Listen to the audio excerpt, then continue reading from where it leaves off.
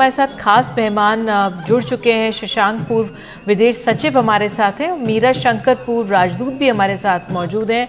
अगर शशांक मैं पहले आपके पास आऊं, आपका आंकलन क्या है जो प्रधानमंत्री का ये दौरा है, भारत और अमेरिका के रिश्तों में क्या नया आयाम जुड़ता हुआ आप देख रहे हैं? मैं समझता हूं कि ये प्रधानमंत्री और राष्ट्रपति बाइडेन ने निर्णय लिया है कि चाहे जो भी कोई हमारे डिफरेंसेस हों, कोई अलग सोचने विचार की बातें हों, लेकिन as two democracies, two vibrant countries, हम लोगों को साथ में आकर चलना है। और जो नए समीकरण बन रहे हैं विश्व में इस समय, उन सब में भारत और अमेरिका अगर साथ मिलकर चलते हैं तो जो प्रधानमंत्री ने जैसे अभी कहा कि ये वैश्विक समृद्धि और शांति के लिए बहुत आवश्यक है, तो मैं समझता हूं कि बिल्कुल उन्होंने जो है नटशेल में ये डिस्क्राइब कर दिया है कि ये भारत जो है ये नेटो प्लस ज्वाइन नहीं कर रहा है। ये भारत जो है विश्व की समृद्धि और शांति के लिए ये कदम उठा रहा है। और राष्ट्रपति बाइडेन ने पहल की है, बहुत तारीफ करनी चाहिए कि उन्होंने बहुत बड़ा कदम ये लिया है कि भारत की जो अपेक्षाएं हैं उनको पूरे तरीके से ध्यान में रखते हुए उन्होंने प्रधानमंत्री को न्योता दिया है वहां पे स्टेट विजिट के लिए, राजकीय विजिट के लिए। जी, हमारे साथ पूर्व राजदूत मीरा शंकर जी भी मौजूद हैं। मीरा शंकर जी हमारी अमेरिका में हमारी राजदूत रह चुकी हैं। इस समय जो तस्वीरें दिख रही हैं बहुत ही अहम हैं। मीरा शंकर जी, ये तस्वीरें जिस तरह का उनको रेड कार्पेट वेलकम मिला है वहां पे, और हमने देखा बड़ी तादाद में इंडियन अमेरिकन वहां पे हैं। इंडियन अमेरिकन का जो बढ़ता हुआ रुतबा है या भारत का जो बढ़ता हुआ स्टैचर है, उसको कैसे आप आंकती हैं? इस समय स्टेट विजिट है प्रधानमंत्री मोदी की, जाहिर है कि ये भारत की बढ़ती हुई हैसियत भी है। ये जरूर है कि एक स्ट्रेटेजिक पार्टनरशिप और चाइना को मद्देनजर रखते हुए ये हम देख रहे हैं इस समय कि अमेरिका का भी इंटरेस्ट है कि भारत से दोस्ती जो है, रिश्ते जो हैं उसको गहरे किए जाएं। मीरा शंकर जी इस समय हमारे साथ नहीं है, पर मंजू सेठ है हमारे साथ जुड़ी हुई। मंजू सेठ भी नहीं है, माफ कीजिएगा। शशांक हमारे साथ इस वक्त है, पूर्व विदेश सचिव रह चुके हैं। तो मैं ये कह रही थी कि इस समय जो भारत का स्टैचर और जो इंडियन अमेरिकन वहां पर हैं उनकी बड़ी मौजूदगी, जिस तरह का वेलकम वहां पे मिल रहा है प्रधानमंत्री मोदी को, ये सब दिखाता है कि बहुत अहमियत भी बढ़ी है भारत की। तो ये ऐसा समय भी है जबकि यूक्रेन रशिया कॉन्फ्लिक्ट भी है और दुनिया दो खेमों में बटी हुई, फॉल्ट लाइंस बहुत ज्यादा और बड़े होते चले जा रहे हैं। भारत की न्यूट्रलिटी इस मसले पे रही है, तो ऐसे में ये दौरा और अहम हो जाता है। शशांक जी, ये आपने बिल्कुल ठीक कहा कि दुनिया इस समय कई भागों में बटी हुई है। इस समय हमें एक सैनिटी की आवाज की जरूरत है, जो प्रधानमंत्री मोदी ने कहा है हमेशा से कि जितनी भी विश्व की प्रॉब्लम्स हों उनको डिप्लोमेटिक सॉल्यूशन, नेगोशिएशन से पीसफुली निकालना है। और शुरू से ही यूक्रेन युद्ध की बात हो, चीन की बात हो, जब वो अपने नेबरिंग कंट्रीज को मसल फ्लेक्सिंग करता है कि वो सब मिलजुल कर अच्छे तरीके से काम करें, और ये इसके लिए भारत हमेशा उनके साथ में मिलकर चलने को तैयार है। राष्ट्रपति बाइडेन ने इस बात को स्वीकारा है कि भारत जो टेबल पर अपनी फ्रेंडशिप ला रहा है वो खाली ऐसा नहीं है कि पहले पाकिस्तान उनका दोस्त होता था, भारत दोस्त हो गया है। नहीं, इस समय बिल्कुल वातावरण बदल चुका है। चीन ने जिस प्रकार से टेक्नोलॉजीज वगैरह अमेरिका से ली हैं और देशों से ली हैं, फिर उन्होंने अपना टेक्नोलॉजिकल डेवलपमेंट करके अब उन्होंने कहा है कि अब 2049 तक विश्व की सबसे बड़ी ताकत बन जाएंगे, मिलिट्री टर्म्स में, स्पेस टर्म्स में, हर तरीके से।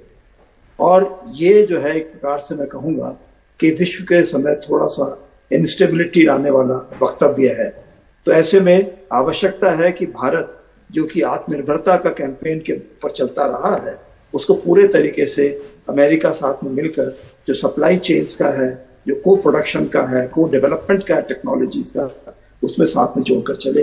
तो जैसे जिस तरीके से निर्णय हुए हैं, चाहे डिफेंस टेक्नोलॉजीज पे हो, सेमीकंडक्टर टेक्नोलॉजीज पे हो, क्रिटिकल एंड इमर्जिंग टेक्नोलॉजीज पे जो एग्रीमेंट्स हुए हैं, बहुत आवश्यक है।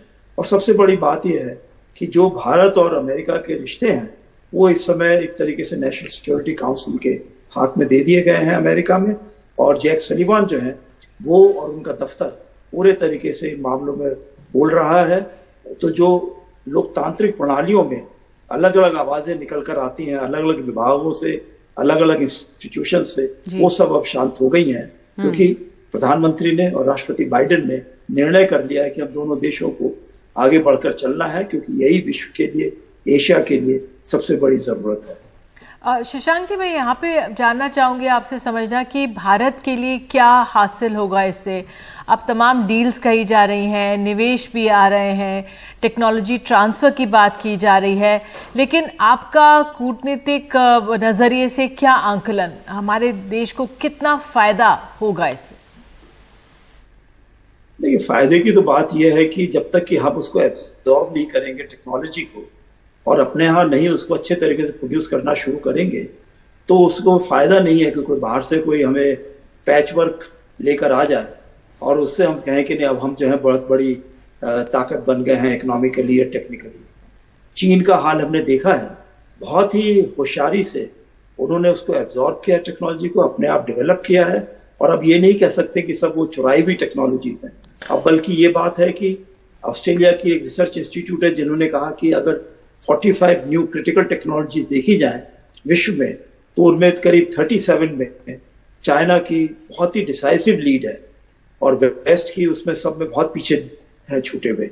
तो चाइना ने जिस प्रकार से किया है, तो भारत लोकतांत्रिक प्रणाली में जिसमें कि अलग अलग लॉबीज जो हैं वो अपने मार्केट्स के ऊपर अपना कंट्रोल रखना चाहती हैं भारत के अंदर, तो उससे कई बार टेक्नोलॉजी अपग्रेडेशन नहीं हो पाता है। दूसरी तरफ यह है कि जो और देश हैं और खासकर अमेरिका में, वो पेटेंट राइट्स इतने रिजिड तरीके से उसको इम्प्लीमेंट करते हैं कि वो छोटा मोटा उसमें माइनर एडवांस करते हैं, एडवांसेस करके कहते हैं कि अब नया पेटेंट हो गया है और इसको जो है अब कोई नहीं ले सकता है। तो एक तरीके से जो भारत जैसे योगा को कहता है कि इसको पेटेंट मत कीजिए, ये सबके लिए हित की बात है, पूरे विश्व के लिए है। तो हम लोग उस तरह की बात करते हैं कि किस तरह से शेयर करा जाए, उसी से सबसे आगे बात बढ़ सकती है।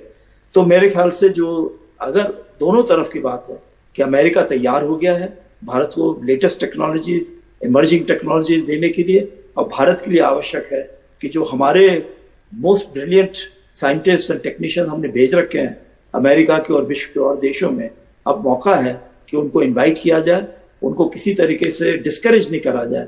और जो हमारे अपने यंगस्टर्स निकल कर आ रहे हैं, और मैं देख रहा हूँ कि कई हमारे इंस्टीट्यूशन से, IIT से, IIM से, यूनिवर्सिटी से निकल कर लोग आ रहे हैं, वो NGOs बना रहे हैं, NGOs में काम कर रहे हैं, वो बाहर जाने का, पैसा बनाने का काम नहीं करना चाहते हैं। तो मैं समझता हूँ कि बहुत मौका है भारत के लिए, और ये अमेरिका के साथ में रिश्ते जो जुड़ रहे हैं, खासकर स्टेट विजिट के दौरान, मैं कहता हूँ कि बहुत बड़ा इस समय डेवलपमेंट हुआ है और इसको हमको स्वीकारना चाहिए, इसको हमें वेलकम करना चाहिए पूरे तरीके से। बिल्कुल। हम जो आम लोगों के लिए कुछ और चीज़ें हुई हैं जिससे काफ़ी उत्साह है इंडियन अमेरिकन्स में, वो H1B वीज़ा की बात। एक बार फिर हम अपने और दर्शकों को दिखा दें, तस्वीरें आप देख रहे हैं, और जानकारी भी दे दें कि प्रधानमंत्री मोदी इस समय व्हाइट हाउस पहुंच चुके हैं। उनका वहां पे उन्हें गार्ड ऑफ ऑनर दिया गया, उनका वहां पे भव्य स्वागत हुआ। राष्ट्रपति बाइडेन और प्रधानमंत्री मोदी दोनों का संबोधन हुआ, और इसके बाद वो व्हाइट हाउस में ही ओवल ऑफिस में बाइलैटरल के द्विपक्षीय बातचीत के लिए गए हैं आगे। और इसके पहले, इस द्विपक्षीय बातचीत के पहले काफ़ी मेहनत हुई है, काफ़ी काम हुआ है कि इस बातचीत से क्या नतीजा निकल कर आएगा भारत और अमेरिका दोनों के लिए, किस तरह के इससे चीज़ें सामने आ रही हैं, डिलीवरेबल्स जो कहते हैं कि वो क्या क्या हैं। एक शशांक जी, H1B वीज़ा के बारे में भी खबर आई कि अब यहाँ पर हिंदुस्तान वापस नहीं आना पड़ेगा अपने देश में, इसको रिन्यू कराने के लिए वहीं पे रिन्यू हो सकता है। ये एक बहुत बड़ी राहत होगी। तो इंडियन अमेरिकन को भी किस तरह के कंसेशंस मिल रहे हैं, ये भी इससे जाहिर होता है। कॉन्सुलेट भी नए खुल रहे हैं भारत में भी, 2 जगहों पे, एक अमेरिकन एम्बेसीज उधर भारत के, वहां पे सियाटल में भी अमेरिका में कॉन्सुलेट खुलेगा। तो ये सब चीजें जो हैं वो आम लोगों को काफी फायदा पहुंचाएंगी और एक तरह से और लोकप्रिय बनाती हैं चीजों को। ये अगर ये निर्णय जिस तरह से बात की जा रही है, अगर वाकई में अनाउंस हो जाते हैं, तो मैं समझता हूं कि बहुत बड़ी बात है। अभी तक हमने देखा था कि अमेरिका और चीन के बीच में कितने ही डिफरेंसेस हों, लेकिन जो चीनियों को अगर वीसा के लिए अप्लाई करते थे तो उनको 2-3 दिन के अंदर या 1 हफ्ते के अंदर वीसा मिल जाता था। पाकिस्तान वालों को 1-2 दिन के अंदर वीसा मिल जाता था। भारतीयों को 2-2, 3-3 साल तक इंतजार करना पड़ता था। और अमेरिकन एम्बेसी कहती थी कि साहब हम क्या करें, हमारे पास स्टाफ ही नहीं है, कोविड की वजह से सब छोड़ के चले गए। तो इस तरह से अपनी बिल्कुल मजबूरी दिखाते थे। अब मैं समझता हूं कि जिस प्रकार से एक डिसीजन लिया है राष्ट्रपति बाइडेन ने कि भारत और अमेरिका के रिश्तों को एक नई दिशा दिखानी है, नई प्रगति इसमें गति लानी है, तो हम समझते हैं कि ये जो निर्णय लिए जा रहे हैं। अब H1B वीसा के लिए लोग वक्त दौड़ते थे, भारत वापस आते थे, कभी कनाडा जाते थे, वो अमेरिका के बाहर जाना पड़ता था और बहुत कम समय होता था उनके पास। और आप देखिए अमेरिका की कंपनी, कई कंपनीज डूब गई हैं, कई बैंक्स डूब गए हैं। तो ऐसे में जो है बहुत भारतीयों को बहुत करीब हर महीने 1 लाख भारतीय अपनी नौकरी खो रहे हैं। तो ऐसे में कितना मुश्किल होगा अगर उनको हम ये भी कहते कि अब आप वापस जाइए और फिर वापस पे लौट के अमेरिका नहीं आ सकते। भाई उनको फ्रीडम होना चाहिए, अगर अमेरिका में काम करना चाहें करें, भारत में आके लौट के आके काम करना चाहें तो करें। तो इस तरीके से, क्योंकि भारत और अमेरिका के रिश्ते ऐसी स्टेज पे होने चाहिए, अगर नेटो प्लस का इन्विटेशन दे रहे हैं हमको तो ये भी होना चाहिए, क्योंकि नेटो के देशों में वीसा है ही नहीं। यूरोप के देशों में और अमेरिका में बिना वीसा के लोग इधर से उधर जा सकते हैं। कई बार मेरे अमेरिकन फ्रेंड्स ने मुझको बोला कि अरे हम वीसा लेना भूल गए, हमको ध्यान ही नहीं रहा कि इंडिया के लिए हमें वीसा लेना चाहिए। हम तो सोचते थे कि यूरोप की तरह हम इंडिया भी ऐसे ही आ जाएंगे। तो अगर उस स्टेज पर हम अभी नहीं पहुंच सकते हैं इमीडिएटली, लेकिन दिशा हमको मालूम है किस दिशा में चलना है। हमें हथियारों के होल्ड नहीं करनी है पूरे तरीके से। हथियारों को तो रखना है इसलिए कि ताकि कोई और हमला ना करे, हमारे ऊपर किसी तरह से आधिपत्य जमाने की कोशिश ना करे। लेकिन दूसरी तरफ हमको ये ध्यान रखना है कि किस तरीके से और देशों के साथ हम अपने रिश्ते मधुर बना सकते हैं और अपने जो भारतीय नागरिक हैं उनका आना जाना ज्यादा हम सहल कर सकते हैं। जी शशांक जी, आज शायद ये भी घोषणा होगी और कॉन्सुलेट्स खुल जाएं अहमदाबाद और बेंगलुरु में, और साथ ही सियाटल में अमेरिका में खुल जाए। तो ये कॉन्सुलेट्स खुलेंगे तो यही आम आदमी, आम नागरिक को जो अमेरिका से देश ये आवाजाही में आसानी होगी। ये भी दर्शा रहा है कि अमेरिका को भारत की बहुत ज़रूरत है, क्योंकि अब देखिए रशिया हमारा एक पुराना दोस्त है। 60% हथियार, 60 से ज़्यादा प्रतिशत हथियार हम रशिया से लेते हैं तो उसको नाराज नहीं करते। लेकिन जब प्रधानमंत्री ने यूक्रेन वॉर के दौरान कहा था सिर्फ ये कि भाई ये समय लड़ाई का नहीं है, एरा ऑफ वॉर नहीं है, तो अमेरिका को कुछ ठीक लगा था। तो ऐसे में अमेरिका को इस समय भारत की बहुत ज़रूरत है। जिस तरह से भारत को भी ज़रूरत है, वैसे ही अमेरिका को हमारे देश के साथ की, हमारे बाजार की, हमारी बहुत काफ़ी ज़रूरत है।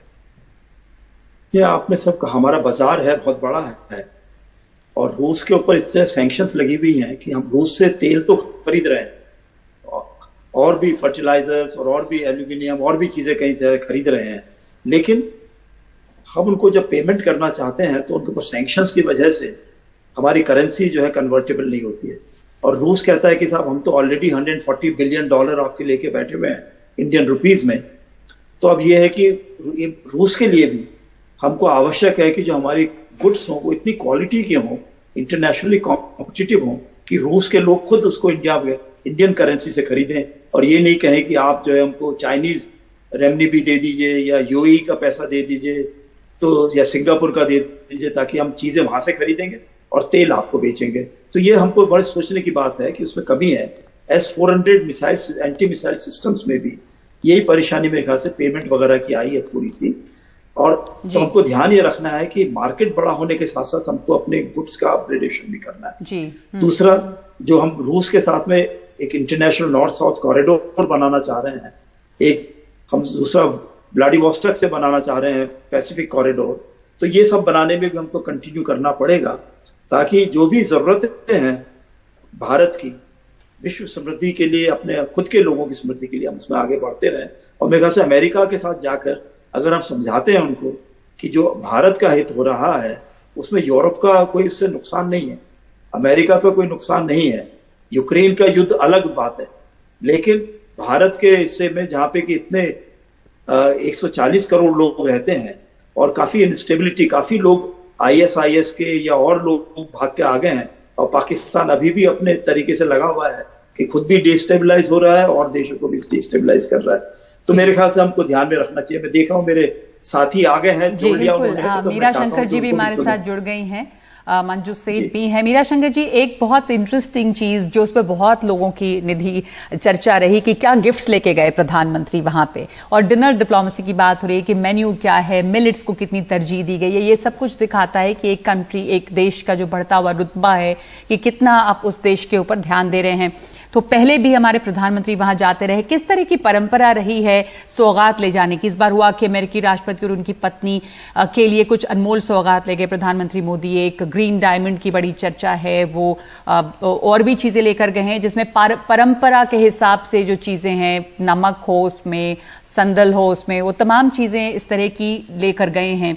तो इस पर आप टिप्पणी करना चाहेंगी जिस तरह के गिफ्ट्स एक्सचेंज हुए हैं? मीरा शंकर जी, देखिए, जो गिफ्ट्स एक्सचेंज होते हैं वो तो जो भी लीडर्स होते हैं उनके जो पर्सनल चॉइस है या जो वो चूज करते हैं उसके मुताबिक होती है।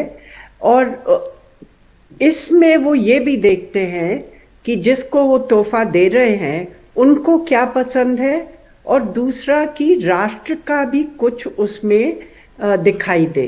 तो दोनों चीजें लेके ये प्रधानमंत्री और जो बाइडेन ने गिफ्ट्स एक्सचेंज किए हैं। पर मुझे लगता है कि ये जो इतना खास प्रोटोकॉल स्टेट विजिट में दिया जा रहा है वो खुद में महत्वपूर्ण है, पर उससे ज्यादा जो सिग्नलिंग वो कर रहा है, क्योंकि अपने आप में ये सब चीजें इतने मायने नहीं रखती अगर इनका कुछ मैसेजिंग नहीं है जी। और मैसेजिंग इसकी ये है कि भारत और के साथ जो रिश्ते हैं उसको यूएस बहुत महत्वपूर्ण मानता है, सिग्निफिकेंस देता है। तो मैसेजिंग खास हमें देखनी चाहिए। प्रोटोकॉल इस वजह से महत्वपूर्ण रहता है। बिल्कुल, आपने बहुत अहम बात कही कि जो संदेश और मैसेजिंग इस बार दी जा रही है। मंजू सेठ जी, आपसे आपका क्या आंकलन, क्या बदलाव आपने इस बार इस ट्रिप में देखा? प्रधानमंत्री पहले भी कई बार गए, लेकिन ये पहली स्टेट विजिट है और ये अपने आप में बहुत महत्वपूर्ण है कि वहां पे कांग्रेस को दोबारा प्रधानमंत्री संबोधित करेंगे। लेकिन जो ये बदलाव आया है वो आपका आंकलन क्या है?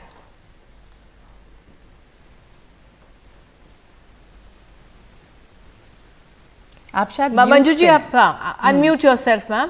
Sorry, I am sorry. आप हमने देखा कि एटमॉस्फेरिक्स इतने पॉजिटिव थे। अभी जो दोनों लीडर्स ने अपने जो भाषण दिए हैं वहां पे व्हाइट हाउस के लॉन्स पे, कुछ स्पेशल एक हमने देखा, एक वार्मथ, हमेशा थोड़ी वार्मथ रहती है पर दिस टाइम कुछ मुझे लगा बहुत ज्यादा एंथुसियाज्म था वहां पे, और इतने इंडियन डायस्पोरा को वहां लॉन्स पे आने दिया for the first time ever. और प्रेसिडेंट बाइडेन की जो स्पीच अगर हम देखें उसमें भी बहुत खास मैसेजिंग थी। जैसे एम्बेसडर शंकर ने भी कहा, एक मैसेजिंग देने का एक क्लियर एक इंटेंट था कि ये बहुत इंपॉर्टेंट विजिट है अमेरिका के लिए भी, और हमारी तरफ से भी जो मैसेजिंग गई है वो भी एक बहुत इंपॉर्टेंट है हमारे लिए। ये जो दोनों का कोलैबोरेशन, दोनों देश जो आ रहे हैं, और शेयर्ड वैल्यूज और शेयर्ड फ्यूचर की जो बात की गई है, डेमोक्रेसीज की बात की गई है, वी द पीपल जैसे उन्होंने कहा, तो ये सब चीजें एक बहुत स्पेशल मैसेजिंग देते हैं कि बहुत कॉमनैलिटीज हैं और दोनों रिकग्नाइज कर रहे हैं हमारे जो कॉमनैलिटीज हैं और कन्वर्जेंसेस जो हैं हमारे एम्स में और हमारे इंटेंट में और हमारे फ्यूचर के लिए, वर्ल्ड फ्यूचर के लिए और दोनों देशों के फ्यूचर के लिए क्या हमारे एम्बिशंस हैं वो बड़े अच्छे से दर्शाए गए। और ये बहुत इंपॉर्टेंट है कि ये हम क्लियरली आर्टिकुलेट करें। और जैसे एम्बेसडर शशांक जी ने भी कहा कि इसमें हमारा भी फायदा है और हमें पुश करना चाहिए, और हमने भी अपने फायदे, हमारे इंटरेस्ट जैसे वीजा का हो गया और हमारे एक्सपोर्ट्स का हो गया, हर एक चीज के लिए हम लोग हमेशा पुश करते हैं और इसमें जरूर एक्स्ट्रा पुश देंगे, बिकॉज हमारा भी इसमें इंटरेस्ट रहना चाहिए, तभी ही ये आगे कोलैबोरेशन विल बी फ्रूटफुल कहते हैं और सक्सेसफुल होगी। जी, आपके पास लौटेंगे, आप तीनों लोग हमारे साथ जुड़े रहे। एक ब्रेक के बाद हम चर्चा ये करेंगे कि इस समय ये विजिट कितने महत्वपूर्ण है, सिर्फ भारत अमेरिका के लिए नहीं बल्कि चीन, रूस, बाकी तमाम दुनिया की भी निगाह जो है वो इस पर टिकी हुई है भारत और अमेरिका की दोस्ती पे। ब्रेक के बाद लौटते हैं।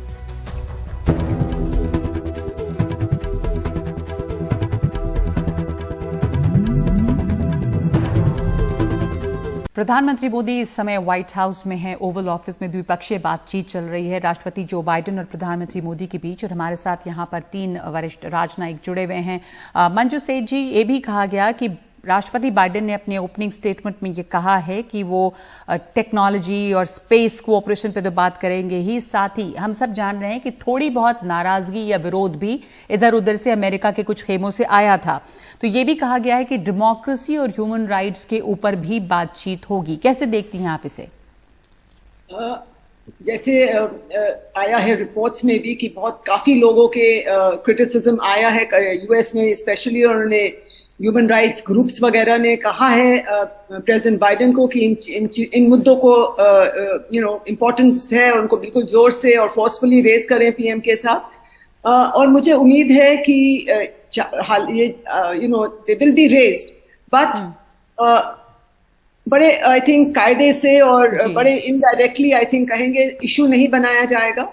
और ये चीजें और वो समझ रहे हैं कि क्या सिचुएशन है, क्योंकि अगर आप हाल ही में जब उनके स्पोक्स पर्सन ने बात की थी, जब किसी ने ऑब्जेक्शन किया कि इंडिया का ये हालत है, उनको क्यों बुलाया जा रहा है, तो उन्होंने कहा आप जाके खुद देखिए, why don't you visit Delhi, खुद जाके देखिए क्या सिचुएशन है जी। तो ये जो इनका अप्रोच है यूएस का, और वो समझ रहे हैं कि क्या है, हमारे मेसी डेमोक्रेसीज है, लाउड डेमोक्रेसीज है, क्रियोटिक डेमोक्रेसीज हैं दोनों, और दोनों हर एक किस्म की चीजें होती हैं। तो पर एक इम्पोर्टेंट बात है इसमें मीरा शंकर जी कि फिर भी कुछ जो विरोध थे उसके बावजूद वो ज्वाइंट सेशन के ऊपर दस्तखत किया सभी लोगों ने। यूएस कांग्रेस में भी डिवीजन राइज को लेके, लेकिन वो संबोधित कर रहे हैं एक साझा सत्र को। जी, ऐसा है कि मानवाधिकार को लेके कई जो सेक्शंस हैं यूएस में, उनमें चिंता है कि भारत में क्या हो रहा है, और उन्होंने जो बाइडेन को ये भी कहा है कि ये मुद्दे उठाने चाहिए भारत सरकार के साथ। पर मुझे लगता है कि दोनों देशों ने अपनी सामरिक साझेदारी और सामरिक हित जो हैं इस मौके पे उनको ज्यादा महत्व दिया है, और मानव अधिकार वगैरह जो हैं उनको शायद बातचीत उन पे हो, पर इस ढंग से नहीं होगा कि ऐसे लगे कि भारत को कुछ लेक्चर दिया जा रहा है। जो बातचीत हो रही है उसमें रेज हो सकता है। दूसरा ये भी है कि यूएस खुद अपने अंदर भी देखता है, क्योंकि वहां भी कई समस्याएं आगे आई हैं जी, सही जैसे कि ब्लैक लाइव्स मैटर, रेसिज्म बढ़ा है, और फिर जो पिछले साल हुआ था प्रेसिडेंशियल इलेक्शन को लेके, जब इतना झुंड की झुंड कांग्रेस के अंदर आके उन्होंने आक्रमण किया था, तो ये सब समस्याएं भी हैं उनकी डेमोक्रेसी के लिए। तो मुझे लगता है कि यूएस इन चीजों को इस ढंग से रेज करेगा कि डेमोक्रेसी जो है हर क्षेत्र में या हर देश में उसके आगे चुनौतियां हैं और उसको और मजबूत करना चाहिए। बिल्कुल, पर मुझे लगता है कि हमें मानवाधिकार और इन जो मुद्दे हैं जिन पे कुछ डिफरेंसेस हो सकते हैं, उन पे इतना जोर नहीं देना चाहिए। असल में हमें देखना चाहिए कि नतीजा क्या निकलता है। बिल्कुल मैम, आप सही कह रही हैं। मुझे ब्रेक लेने के लिए कहा जा रहा है कि वाकई में सामरिक जो समझौते हैं या जो फायदे हैं वो इस समय उनको ज्यादा तरजीह तवज्जो दी जाएगी। और फिलहाल खबरों का सिलसिला एनडीटीवी इंडिया पर जारी रहेगा। लगातार हम आपको तस्वीरें दिखाते रहेंगे। वहां से कुछ ही देर में डिनर भी होगा देर रात। अभी तो ये द्विपक्षीय बातचीत चल रही है, वहां से नतीजे सामने आएंगे कि किन किन मुद्दों पर सहमति बनी है। तो तरजीह इसी पर है, दोनों के सामरिक रिश्तों पर। बहुत बहुत धन्यवाद आप तमाम लोगों का हमारे साथ जुड़ने के लिए।